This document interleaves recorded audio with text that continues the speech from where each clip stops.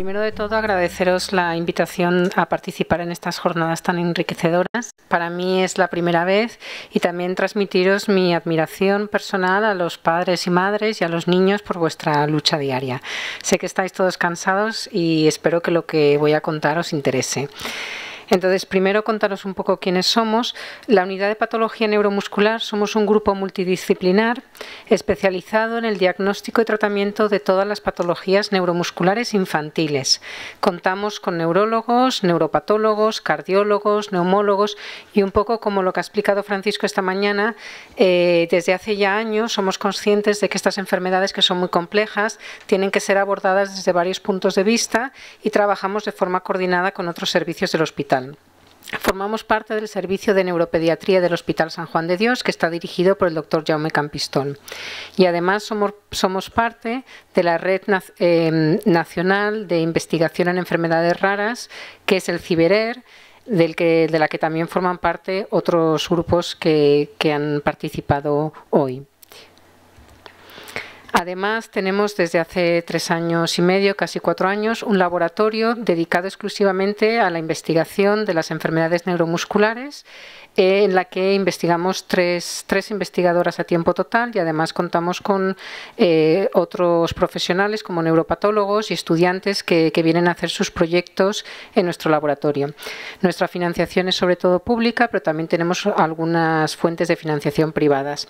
Una cosa importante que quería deciros es que no solo investigamos, sino que hoy en día todos investigamos en colaboración con otros centros. Ya nadie investiga de una forma aislada y, sobre todo en el campo de las enfermedades raras, es importante decir que todos tenemos que investigar en colaboración con otros centros, tanto dentro de España como fuera de España, porque estas enfermedades tienen sus particularidades y, entre otras cosas, pues por ejemplo, las muestras son limitadas y tenemos que colaborar con otros centros para poder obtener un mayor número de muestras, y compartimos el conocimiento y la metodología que aplicamos a la investigación de estas enfermedades.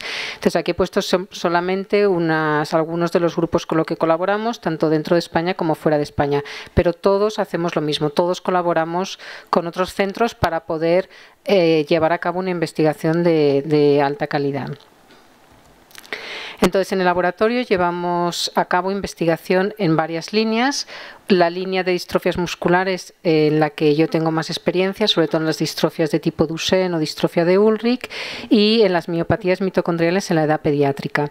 Esto para nosotros es una línea prioritaria, no solo porque los pacientes con miopatías mitocondriales representan una proporción importante de nuestros pacientes, sino porque reconocemos que son enfermedades muy complejas, enfermedades graves y enfermedades para las que todavía no existen tratamientos efectivos.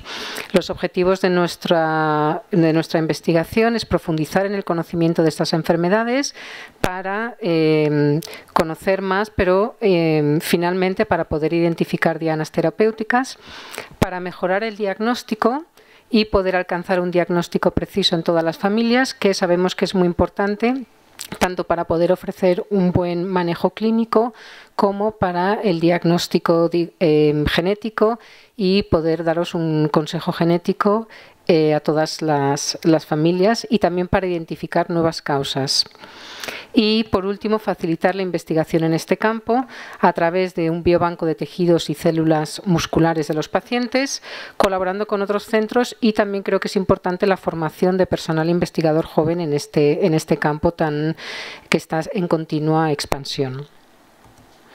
Entonces, yo os voy a hablar sobre todo de las enfermedades mitocondriales que afectan al músculo, que son las miopatías mitocondriales. Entonces, en esta imagen lo que os he querido mostrar es una imagen de microscopía electrónica de una célula muscular, en la que veis estas estructuras que son las miofibrillas, que son las que permiten que el músculo se contraiga.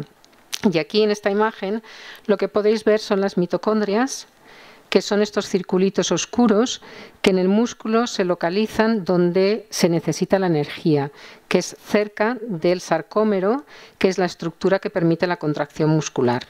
Esta imagen, pensar que las mitocondrias, comparadas con el tamaño de la célula, son pequeñitas. Esta distancia mide poco más de una micra. Una micra es una milésima de 1 milímetro, para que os deis cuenta un poco de la escala y cómo se ven las mitocondrias a microscopio electrónico. Entonces, bueno, ya habéis oído hablar de las mitocondrias durante todo el día de hoy. Tener en cuenta que cada célula muscular tiene muchas mitocondrias y se calcula que contiene más de 3.000 copias del ADN mitocondrial. Y como ya hemos comentado hoy, las moléculas del ADN mitocondrial dentro de una misma célula no son iguales y esto es lo que da lugar al fenómeno de la heteroplasmia, que es tan importante en el contexto de las enfermedades mitocondriales. Entonces, el diagnóstico histopatológico se lleva a cabo a partir de una biopsia muscular que se congela, y en estas secciones congeladas llevamos a cabo una serie de técnicas para estudiar la morfología, la abundancia y la distribución de las mitocondrias con algunas de las técnicas, y las dos principales son la hematoxilina eosina y el tricrómico. Simplemente para mostraros, como ha hecho la doctora García esta mañana, mostraros en un músculo normal, que sería en un músculo control. Esta es la imagen, digamos, normal con la hematoxilina eosina. Y en cambio, en las miopatías mitocondriales a veces vemos unos cambios que el más clásico, el que más se reconoce sobre todo en adultos, son estas fibras que con la tinción del tricrómico se ven rojas, que son lo que se conocen como fibras rojo-rotas, que se caracterizan por la acumulación de mitocondrias. Y aquí os lo enseño para deciros que esto es lo raro, es decir, en niños esto se ve muy poco frecuentemente. Se ve en algunos casos de niños con deleciones del ADN mitocondrial y en algunos casos de depleción de ADN mitocondrial asociada a mutaciones en el gen TK2. Pero una de las dificultades del diagnóstico histopatológico de estas enfermedades en niños es que los cambios suelen ser mucho más sutiles que en el adulto y raramente llegamos a ver cambios muy específicos de miopatía mitocondrial.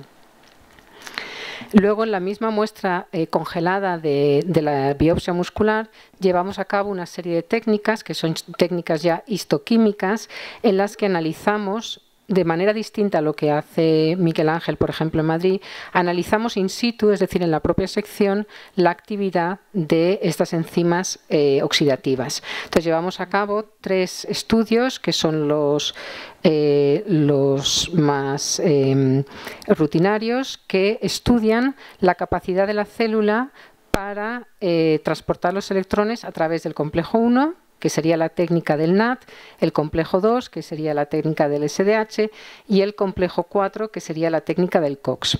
Y esto os lo digo para hacer hincapié en la importancia de que la muestra esté bien preservada, ya que estas técnicas, así como la técnica de la hematoxilina eosina y el tricrómico, no dependen de la actividad enzimática de la célula, de que esté preservada. Estas 3 otras técnicas sí que dependen de que el músculo esté bien congelado y esté bien preservado. Y esto es el caso en la mayoría de las veces, y nosotros las biopsias musculares se congelan inmediatamente y en otros centros especializados también, pero por eso es importante que las biopsias musculares se obtengan y se procesen en centros especializados donde están acostumbrados a trabajar con este tipo de muestras, para que se conserven bien y el resultado de estos análisis se pueda interpretar correctamente. Esta es una imagen de alguna de estas técnicas, pero no me voy a detener aquí. Simplemente mostraros un ejemplo de un paciente con una miopatía mitocondrial de origen mitocondrial, en la que vemos que la mayoría de las células están teñidas para el complejo 4, que serían las células marrones. Sin embargo, hay una célula negativa que no tiene actividad enzimática para este complejo. Y en cambio sí que mantiene actividad enzimática para otro de los complejos. Pero, repito, esto no es lo clásico en los niños. Para distinguir un defecto del ADN mitocondrial o del ADN nuclear podemos seguir unas ciertas pistas. La clínica es importantísima y una evaluación clínica es el primer paso en todos los casos, y hay ciertas claves, ciertas informaciones que nos hacen pensar que se trata de una enfermedad de origen mitocondrial o de origen nuclear. Por ejemplo, desde el punto de vista muscular hay algunas formas que dan niveles de creatina quinasa muy alterados, y estos son clásicos de las formas con mutaciones en el gen del TK2. El patrón de herencia, como ya os han explicado, puede ser mitocondrial o bien puede ser mendeliano, y en la mayoría de los casos es recesiva. Y también los resultados de la bioquímica, es decir, el déficit aislado de un solo complejo puede indicar que es un ADN mitocondrial, O, por ejemplo, si es un déficit de complejo 2, aunque son muy raros, como todas las proteínas del complejo 2 están codificadas por genes nucleares, pues es más probable que sea un déficit o un problema del ADN nuclear. Cuando hay déficit en varios de los complejos, y los más comunes son la combinación complejo 1, complejo 4, complejo 1, 3 y 4. Esto apunta a un defecto nuclear, porque quiere decir que ese defecto está en un gen que controla varios procesos dentro de la mitocondria o que afecta al ADN mitocondrial. Entonces, el defecto es global, no solo se afecta a un complejo, sino que se afectan varios complejos. Y por último, la patología de la biopsia muscular también nos puede orientar un poco sobre si se trata de un defecto mitocondrial o un defecto nuclear. Entonces, por poneros un ejemplo, nosotros desde hace un par de años, además de llevar a cabo estas tinciones histológicas y histoquímicas, aplicamos unos anticuerpos que reconocen de forma específica algunas de las subunidades de los complejos de la cadena respiratoria. Y la aplicación de estos anticuerpos nos ayuda a distinguir los defectos mitocondriales de los nucleares. Entonces, como os han dicho, estos complejos están formados por varias proteínas. En el caso del complejo 1 son hasta 37 y algunas están codificadas por genes que se encuentran en el núcleo y otras por genes que se encuentran en el ADN mitocondrial. Entonces, por ejemplo, para el complejo 4 utilizamos dos anticuerpos. Uno que reconoce una proteína que está fabricada por la mitocondria y otro que reconoce una proteína que está fabricada por el núcleo. Y la aplicación de estos anticuerpos nos ayuda a distinguir si el defecto viene de un gen nuclear o de un gen mitocondrial. Por ejemplo, en esta tinción para una proteína del complejo 1, vemos que en un músculo control todas las células están más o menos marcadas. Las células musculares de tipo 1 tienen más mitocondrias y son más oscuras, y las células de tipo 2 son más claritas porque tienen menos mitocondrias, pero hay tinción en todos los casos. Sin embargo, en esta paciente con mutaciones en un gen mitocondrial, lo que vemos es el fenómeno de la heteroplasmia, es decir, hay células que están marcadas con el anticuerpo y hay células que no están marcadas con el anticuerpo, a pesar de ser células de tipo 1 o células de tipo 2. Entonces, este patrón en mosaico, por el fenómeno de la heteroplasmia, ya nos indica que probablemente el defecto está en un gen mitocondrial, porque no ocurre en todas las células, sino solo ocurre en algunas. Sin embargo, con este mismo anticuerpo, en un paciente con mutaciones en un gen nuclear, lo que observamos es una reducción generalizada en la cantidad de esta proteína. Entonces, el hecho de que no haya heteroplasmia ya nos indica que probablemente el defecto sea nuclear más que mitocondrial. También utilizamos la técnica de la microscopía electrónica, que es una técnica muy antigua, pero que nos sigue dando bastante información. Y en este caso, solamente para indicaros que si os acordáis de la primera imagen que os he mostrado, en este paciente lo que tiene son unas mitocondrias muy grandes, megaconiales, que hemos detectado o confirmado con el microscopio electrónico y que son debidas a mutaciones en un gen que no afecta a la cadena respiratoria, sino que afecta a la síntesis, a la estructura lipídica de la mitocondria.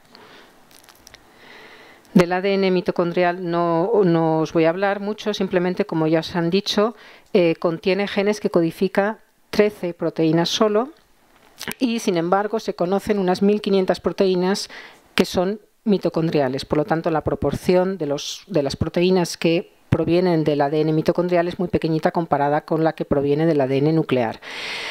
De estas 1500 proteínas se conocen ya unos 100 genes que son responsables de alguna patología mitocondrial. Pero claro, se desconocen todavía muchos y esto creo que es importante.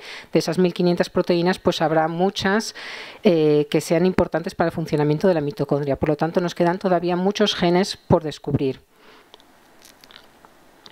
Entonces, como sabéis, la función de la mitocondria es transformar la energía química almacenada en los nutrientes en ATP utilizando oxígeno. Entonces, ¿qué necesita para hacer esto? Necesita la cadena de transporte de electrones y la maquinaria para fabricar el ATP. Y como ya os he dicho, esto lo llevan a cabo complejos de proteínas, algunos de los cuales sintetizados por el ADN nuclear y otros sintetizados por el ADN mitocondrial. El ADN mitocondrial, aunque contiene pocos genes, es importante. Y es importante mantener una concentración, un número de moléculas de ADN mitocondrial suficiente dentro de la célula. Y un poco igual que pasa con la mitofagia, es necesario mantener un equilibrio entre la degradación del ADN mitocondrial o de las mitocondrias anómalas y la replicación del ADN mitocondrial, de manera que en todo momento los niveles de ADN mitocondrial se mantengan en una zona que sea funcional. Y el control del número de moléculas de ADN mitocondrial es muy importante y es lo que a veces falla en estas enfermedades mitocondriales de origen nuclear. Entonces, la depleción de ADN mitocondrial es una causa de miopatía mitocondrial que se caracteriza por una reducción importante en la cantidad de ADN mitocondrial respecto al tejido sano en un paciente de edad parecida. Es decir, la cantidad de ADN mitocondrial también varía en condiciones normales y varía de tejido a tejido y varía con la edad. Entonces, es importante tener controles del mismo tejido y de una edad parecida. Las técnicas de diagnóstico han ido cambiando, como os ha contado Miguel Ángel. Antes se utilizaba la técnica del Southern Blot, que detectaba una reducción en esta banda correspondiente al ADN mitocondrial. Y hoy en día se utiliza una técnica que es cuantitativa, que utiliza fluorescencia para detectar los niveles de un gen mitocondrial con respecto a un gen nuclear. El nivel mínimo de depleción que se considera patológico es difícil de determinar, pero en los casos severos podemos ver una reducción de hasta el 99%, es decir, hay solo un 0,1%, un 1% del ADN mitocondrial que debería haber en ese tejido. O sea que la depleción puede ser muy importante. También decir que la depleción es tejido específico, es decir, cuando se hace una biopsia de varios tejidos, la cantidad de depleción que se puede tener en cada tejido es variable. Y esto depende de que las enzimas que son necesarias para mantener el ADN mitocondrial, algunas son más abundantes en un tejido que otro. Entonces hay tejidos que son más susceptibles de sufrir esta depleción que otros. Y esto hará que los pacientes, la clínica de los pacientes, la afectación de un tejido u otro sea más importante. Entonces, en cuanto a la síntesis del ADN mitocondrial, deciros que el ADN mitocondrial está compuesto, digamos, la composición química es la misma que el ADN nuclear y necesita, digamos, 4 elementos fundamentales, que son los desoxinucleótidos, adenina, timina, guanina y citosina. Esto es lo mismo que el ADN nuclear. ¿Qué pasa? Que la mitocondria no tiene los componentes necesarios para fabricar su propio ADN, no los tiene todos. Entonces, estos componentes tienen que ser exportados o importados, desde el citoplasma, desde fuera de la mitocondria, adentro de la mitocondria. Y además, las enzimas, es decir, las proteínas que van a fabricar el ADN mitocondrial, tienen que entrar a la mitocondria. Es decir, son codificados por genes que están en el ADN nuclear y dentro de la mitocondria fabrican el ADN mitocondrial. No solo los 4 componentes, sino también las enzimas que son necesarias para la replicación del ADN mitocondrial, que son la polimerasa gamma, codificada por el gen Pol gamma, y también la enzima Twinkle, que es una helicasa que hace que el ADN mitocondrial se pueda replicar. Por lo tanto, todos estos componentes tienen que estar intactos y tienen que poder funcionar dentro de la mitocondria. Entonces, los genes que he puesto aquí un círculo en rojo son aquellos genes nucleares que están implicados en síndromes de depleción de ADN mitocondrial. Es decir, son genes nucleares que participan y son fundamentales para que el ADN mitocondrial se pueda copiar y que haya suficientes copias del ADN mitocondrial. Algunos de ellos se desconoce la función, como es el caso del gen MPV17. Se sabe que está en la mitocondria, pero no se sabe exactamente cuál es su papel en la síntesis del ADN mitocondrial. En cambio, otros genes se conoce muy bien su función. Entonces, por ejemplo, el gen TK2 codifica una enzima, que es la timidina quinasa 2, que lo que hace es añadir un grupo fosfato a el nucleótido de timidina.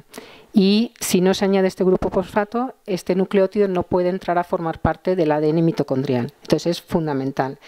Hay otra quinasa, que es el de Wok, que también lo que hace es fosforilar otra de estas bases que son necesarias para sintetizar el ADN mitocondrial. Entonces, estas enzimas son fundamentales para que se pueda sintetizar el ADN mitocondrial. Por lo tanto, si fallan, no se pueden hacer copias del ADN mitocondrial y se produce la depleción del ADN mitocondrial. Cuando se produce la depleción del ADN mitocondrial, no se puede fabricar los complejos de la cadena respiratoria y entonces es cuando falla la respiración oxidativa. Y también hay otro gen, que es la ribonucleótido reductasa, que esta también es fundamental para la síntesis del ADN mitocondrial. Entonces, hoy en día se conocen hasta 13 genes que están implicados en los síndromes de depleción mitocondrial y se suelen clasificar por la presentación clínica. Se suelen clasificar según cuál es el órgano que está más afectado. Entonces, la forma miopática es la asociada al gen timidina quidasa 2, la forma hepatocerebral, en la que están afectadas sobre todo el sistema nervioso central y el hígado, son las debidas a mutaciones en estos 4 genes, el de WOC, el MPV17, Pol gamma y el gen que codifica la enzima Twinkle. Existen unas formas más encefalomiopáticas que son debidas a mutaciones en 3 genes, el SUCLA2, el SUCLA G1, el RRM2B, y luego existe la forma gastrointestinal, que es debida a mutaciones en el gen que codifica la timidina fosforilasa. Estos son los 9 genes más clásicos. Luego, en los últimos años se han ido identificando otros genes que también causan síndrome de depleción de ADN mitocondrial, entre los que se encuentra el gen ANT1 que habéis mencionado antes. Entonces, hoy en día se conocen hasta 13 genes que causan depleción de ADN mitocondrial, 13 genes nucleares. Como os he dicho antes, cada uno de ellos está asociado a un cuadro clínico que es ligeramente diferente y por esto yo creo que el diagnóstico clínico puede dar pistas, aunque probablemente al final lo que se haga es secuenciar paneles enteros de estos genes. Entonces, desde el punto de vista muscular, que es lo que investigamos en mi laboratorio, los que presentan con una miopatía más grave son las mutaciones en el gen TK2 y las mutaciones en el RRM2B. En cuanto a los tratamientos, no existen tratamientos específicos para los síndromes de depleción mitocondrial. Se están investigando varias aproximaciones, entre ellos en estudios que se han llevado a cabo solo en células, en las que lo que se hace es se proporciona de forma exógena, es decir, se introducen los nucleótidos que os he dicho, los 4 nucleótidos que son necesarios para la síntesis del ADN nuclear. Se han hecho estudios en células en los que se suplementan las células con estos nucleótidos, con algunos resultados prometedores, pero son todavía estudios que están en estadios muy tempranos de investigación. Se pueden tratar algunos de los síntomas y en los casos en los que hay una hepatopatía aislada se puede llegar al trasplante de hígado, y también hay estudios en el caso de la enfermedad de Mingui, que es la forma asociada a defectos de timidina fosforilasa, en los que se hace trasplantes de células madre para disminuir las concentraciones de timidina que son tóxicas, pero todavía no existen tratamientos específicos para este grupo de enfermedades. Entonces, yo os voy a hablar ahora en la última parte de mi charla sobre un estudio que hemos llevado a cabo en colaboración con el Clínic de Barcelona, en el que hemos estudiado el músculo de pacientes con mutaciones en el gen TK2 y nuestros objetivos eran entender cómo responde la célula muscular a una depleción de ADN mitocondrial severa, identificar mecanismos compensatorios y aquellas moléculas claves en el mecanismo de la enfermedad, y también mejorar el diagnóstico e identificar posibles marcadores diagnósticos. A la hora de aproximar una investigación se pueden utilizar distintas estrategias. Se puede, partir de una hipótesis muy concreta y diseñar una serie de experimentos para ver si esta hipótesis se cumple, o también se puede, tomar una estrategia más global en la que uno analiza el tejido para obtener una idea general de lo que está pasando en ese tejido en ese momento, y luego ya enfocarse en aspectos más concretos. Y es un poco la estrategia que hemos seguido nosotros. Entonces, os voy a explicar un poco en qué consiste la metodología. Todas las células del organismo tienen los mismos genes, ¿de acuerdo? Todos tenemos en las células del ojo y en las células del músculo los mismos genes. Lo que ocurre es que no todos se expresan a la vez ni en el mismo sitio. Es decir, en un momento dado, solo una proporción de los genes que tenemos están encendidos, están activados. El conjunto de genes que se expresan en un momento y en un lugar determinado es lo que llamamos el transcriptoma. Y cuando analizamos estos genes que están encendidos en un momento dado, si analizamos cuáles son los que están encendidos, en el tejido enfermo comparado con el tejido sano, este conjunto de genes nos puede dar una idea de qué es lo que está pasando en la enfermedad.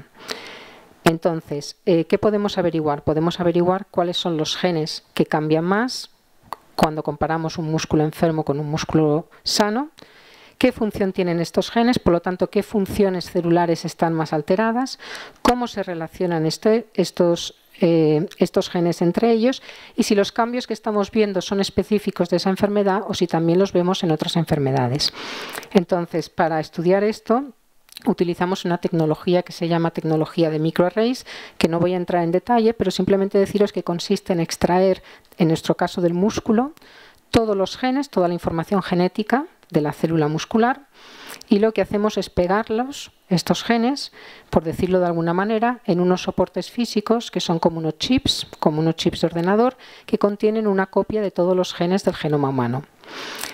Entonces, solo aquellos genes, después de una serie de procesos, solo aquellos genes que están encendidos, que están activados en el músculo enfermo, se pegan y todos los demás se despegan. Entonces, al principio lo que tenemos, al final del proceso, lo que tenemos son unos chips en los que tenemos pegados los genes que están activados en la enfermedad. Y los comparamos con los genes que están, digamos, activados en la situación normal. Y esta comparación nos permite determinar cuáles son los genes que están interviniendo en el proceso patológico. Entonces, haciendo este estudio, lo que hicimos fue comparar músculo de pacientes con mutaciones en el gen TK2 con músculo de pacientes de niños de la misma edad sanos y también lo comparamos con otra enfermedad mitocondrial que es el síndrome de Kearns-Sayre del que os han hablado esta mañana. Entonces, como podéis ver, en un músculo sano las células musculares están pegadas entre sí. Sin embargo, en el músculo de un niño con mutaciones en TK2 lo que se ha producido ha sido una pérdida masiva, progresiva de células musculares y estas células musculares están reemplazadas por tejido conectivo y grasa. Comparando estos dos músculos, lo que obtuvimos fue una lista de más de 700 genes que estaban encendidos en el músculo enfermo, pero no en el músculo sano. Entonces, lo que hay que hacer, claro, una lista de 700 genes no nos sirve de mucho y aquí entra el papel de los bioinformáticos y de aquí la colaboración con el Hospital Clínic. Entonces, existen herramientas bioinformáticas, es decir, programas informáticos que te permiten analizar este tipo de datos. Entonces, lo que haces es, digamos, darles esta lista de 700 genes y una de las cosas que pueden hacer es agrupar los genes por función. Entonces, nos aparece este tipo de lista en el que tenemos las funciones que están alteradas en el músculo enfermo. Entonces, lo que nosotros vimos llevando a cabo este tipo de análisis es que en el músculo enfermo estaban activados muchos genes relacionados con la inflamación, que en esta patología en concreto no se había descrito, muchos genes relacionados con la muerte celular por apoptosis, de la que han hablado un poco antes, y en general genes relacionados con el metabolismo, como también era de esperar, y también genes que son importantes para la estructura del músculo esquelético, de aquí que se pierda masa muscular en esta enfermedad. Entonces, por ejemplo, para enseñaros un par de resultados, estábamos interesados en estudiar la muerte celular, ya que en estos pacientes se produce una pérdida importante de células musculares. Este proceso se denomina apoptosis y luego nosotros lo que fuimos es a comprobar en el músculo de los pacientes que efectivamente se estaba produciendo esta muerte celular por apoptosis. Entonces, utilizamos una proteína que es la caspasa-3, la forma activa de esta proteína, que solo se expresa en las células que se están muriendo por apoptosis.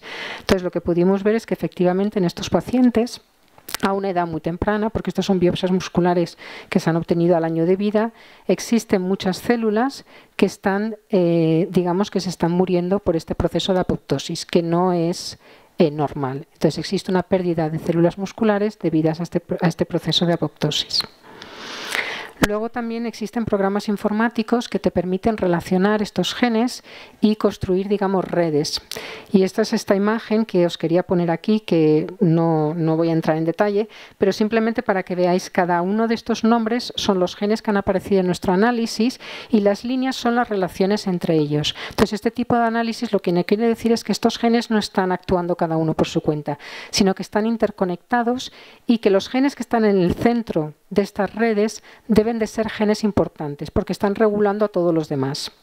Entonces, en esta red en concreto, lo que nos encontramos fue que en el centro de la red se encuentra el gen TP53. El TP53 codifica una proteína que se llama P53, que se conoce sobre todo por su implicación en cáncer, y es lo que se denomina como un oncogen. Entonces, este tipo de análisis nos permitió construir un modelo en el que tenemos que este gen, que se conoce como el guardián del genoma, se activa cuando se produce daño al ADN nuclear, por ejemplo, cuando se produce radiación ultravioleta, y desencadena una serie de reacciones dentro de la célula, entre las que se incluye la apoptosis, el estrés oxidativo y la inflamación. Por lo tanto, este tipo de análisis lo que nos estaba diciendo es que los cambios que nosotros vemos de muerte celular, de inflamación, probablemente están gobernados por este gen que es el P53, que es un gen que no solo participa digamos, la reparación y la replicación del ADN nuclear, sino que se sabe que cuando hay daño, por ejemplo, con estrés oxidativo, se va a la mitocondria, donde puede unirse a aquellas proteínas necesarias para la replicación del ADN mitocondrial. Por lo tanto, es muy probable que este gen esté participando en este proceso cuando hay una depleción de ADN mitocondrial. Y de hecho, la otra forma de depleción de ADN mitocondrial con una presentación muscular más importante es este otro gen que también entra dentro de la vía del P53. Es decir, haciendo este tipo de análisis general, lo que nos permite es construir modelos y identificar cuáles son las moléculas que probablemente sean clave en el proceso de la enfermedad. Y luego ya podemos ir a comprobarlo o a centrarnos en aspectos más específicos de la enfermedad, que es lo que hemos hecho. Y luego, para terminar, contaros otro hallazgo que ha salido de este proyecto, que es la identificación de un posible marcador para miopatía mitocondrial. Los marcadores, bueno, hoy en día se habla mucho de biomarcadores, hay mucho énfasis en biomarcadores. Pues los biomarcadores no son más que sustancias, que pueden ser proteínas, genes, incluso moléculas de ARN, que se pueden medir en tejidos, pero especialmente en fluidos, y que reflejan cambios normales, es decir, fisiológicos, o bien cambios patológicos. Y los biomarcadores sirven para diagnosticar las enfermedades, pero también muy importante para medir la progresión de las enfermedades y para evaluar los efectos de una terapia de intervención. Y de aquí que hoy en día se les dé mucha importancia a los biomarcadores, porque como se van haciendo más ensayos clínicos, cuando se hace un ensayo clínico hay que saber si está funcionando o no. Y no se puede hacer una biopsia cada vez, y a los pacientes hay que seguirlos de forma muy estricta. Entonces los biomarcadores te permiten medir si ese tratamiento está funcionando o no. Entonces, idealmente los biomarcadores deben de poder cuantificarse de una forma precisa, de poder medirse y en muestras fácilmente accesibles, como serían el suero, por ejemplo, o la orina. Existen varios proyectos a nivel europeo para identificar nuevos marcadores de enfermedades musculares y entre ellas de enfermedades mitocondriales. En el campo de las enfermedades mitocondriales, los marcadores son muy importantes, entre otras cosas porque, como sabéis muy bien, el diagnóstico es muy complejo por muchas cosas de las que ya se han hablado hoy en día, y porque existe un solapamiento grande con otras enfermedades neurológicas que puede que no sean mitocondriales de origen, y porque también puede haber defectos secundarios debido a otras cosas que no son mutaciones en genes que codifican proteínas de la mitocondria. Para el diagnóstico de las enfermedades mitocondriales ya se utilizan muchas pruebas bioquímicas, histopatológicas y genéticas. A veces los hallazgos no son específicos, y esto es sobre todo un problema en niños. Es decir, lo que os decía antes, las fibras rojo rotas no se ven en biopsias de niños de forma muy rara. Por lo tanto, los hallazgos a veces no son específicos, o por ejemplo las mediciones de la cadena respiratoria pueden ser muy difíciles de interpretar. Entonces, todos aquellos marcadores que nos ayuden en combinación con la clínica y en combinación con otras cosas a mejorar el diagnóstico son importantes. Existen ya varios marcadores para enfermedades mitocondriales, como son el lactato, el piruvato, los ácidos orgánicos, la creatina quinasa en el caso de las miopatías mitocondriales, y en los últimos años se han descubierto otros marcadores, como son el FGF21, que se describió hace unos años a raíz de unos estudios que se realizaron en ratón, y que parece que sí que tiene una alta especificidad y sensibilidad para el diagnóstico de las enfermedades mitocondriales. Entonces, nosotros en el estudio de microarrays lo que vimos fue un marcador que estaba aumentado casi 200 veces en el músculo de los niños con mutaciones en TK2. que es el gen GDF15. El gen GDF15 codifica, produce una proteína que se llama, es una citocina que ya está presente de forma natural en el suero de todos. Entonces confirmamos este cambio con otra técnica y además hemos llevado a cabo un estudio piloto en pacientes con miopatía mitocondrial midiendo la cantidad de esta proteína en sangre por una técnica que es una técnica que no es invasiva pero que es cuantitativa, que se denomina ELISA. Entonces, para confirmar que lo que habíamos visto a nivel de microarray se podía traducir en cambio en la proteína de esta citocina, lo que hacemos es medirlo en muestra en suero de pacientes. También lo hemos medido en células musculares y en fibroblastos. Por lo tanto, sabemos que este factor aumenta significativamente en miopatías mitocondriales, no solo en defectos de TK2, sino en otras miopatías mitocondriales infantiles, y que lo pudimos medir en suero y que además lo fabrican las células musculares y otras células de fácil acceso como los fibroblastos. Y en el estudio piloto que hemos llevado a cabo hemos estudiado el rango de concentración de esta citocina en un grupo de niños sanos, porque teníamos que establecer primero cuáles son los niveles normales. En el contexto de miopatías mitocondriales no se había descrito. Es una citocina que se estudia en otras patologías como son el daño coronario agudo, y también está negativamente asociado con un mayor riesgo a aborto, es decir, se estudia esta misma citocina en otras enfermedades en adultos, pero no en el contexto de enfermedad mitocondrial. Y en los 13 pacientes que hemos estudiado hasta ahora, con mutaciones en el ADN mitocondrial o nuclear, pero confirmadas, hemos visto que en todos los pacientes este factor está muy significativamente aumentado. Entonces, estos circulitos representan los niveles del GDF15 en la población control. Como veis, están todos pegaditos, por lo tanto es bastante homogéneo en niños sanos. Y sin embargo, en los niños que hemos estudiado, los niveles están aumentados en 11 de los 13 niños, con una media que es casi 10 veces superior a la de los valores normales, y en algunos pacientes, algunos de los cuales son los mismos niños que estudiamos en el microarray, hemos visto que tienen unos valores altísimos. Entonces pensamos que esta molécula, este GDF15, puede ser un buen biomarcador de enfermedad mitocondrial. Y entonces ahora lo que queremos hacer es ampliar estos estudios a más pacientes pediátricos, tanto de muestras provenientes de pacientes de España, para lo que agradecemos la colaboración de los pacientes, y también con otros centros fuera de España, como es el grupo de Newcastle. Y también lo que queremos hacer, somos conscientes de que probablemente este factor no sea la panacea, pero queremos ver si el estudiar este factor en combinación con los que ya se utilizan nos da un mayor grado de especificidad y sensibilidad para el diagnóstico. Por lo tanto, queremos correlacionar los niveles de este factor con el FGF21 y con otros marcadores de miopatía mitocondrial. Por último, deciros que la conclusión del estudio es que la deficiencia en timidina quinasa 2, que es una forma miopática de depleción de ADN mitocondrial, resulta en cambios importantes en un gran número de genes que representan, digamos, la respuesta de la célula muscular a esta depleción de ADN mitocondrial, y que el gen P53 desempeña un papel fundamental en este proceso que queremos estudiar en más detalle, y que este factor, el GDF15, pues puede ser de gran ayuda para el diagnóstico de estas enfermedades mitocondriales. Y bueno, daros las gracias, adelantaros que vamos a organizar un encuentro de familias en el Hospital Sant Joan de Déu en Barcelona el 22 de febrero, que ya os avisaremos a través de la asociación.